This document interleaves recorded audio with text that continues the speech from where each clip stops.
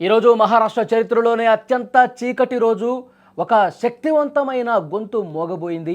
ఆకాశంలో స్వేచ్ఛగా ఎగిరే విమానం ఆ నాయకుడి ఆఖరి ప్రయాణం అవుతుందని అసలు ఎవరూ కూడా ఊహించలేదు. అజిత్ పవార్ ఈ పేరు వింటేనే మహారాష్ట్ర రాజకీయం ఒక్కసారిగా ఉలిక్కిపడేది. సవాళ్లకు ప్రతి సవాలు విసరడంలో ఆయనది అందివేసిన చేయి. నేడు ఆయన మరణ వార్త విని యావత్ దేశమే దిగ్భ్రాంతికి గురైంది. ఆసుపత్రి ముందు కనిపిస్తున్నటువంటి ఈ అశేష జనవాహిని చూస్తుంటే మరాఠా గడ్డ తన ముద్దు బిడ్డను కోల్పోయి ఎంతగా తలడిల్లిపోతుందో అర్థమవుతుంది.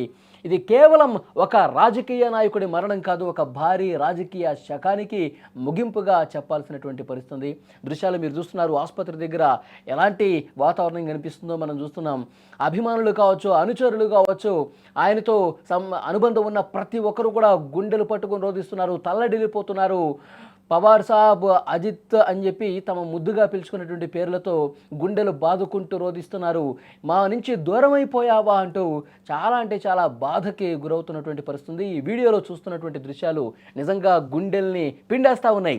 పోలీసులు ఎన్ని ఆంక్షలు పెట్టినా, గేట్లు వేసి ఆపుతున్న తమ నాయకుడిని ఒక్కసారి చూడాలి అంటూ అభిమానులు సంద్రంలా దూసుకొస్తున్నారు.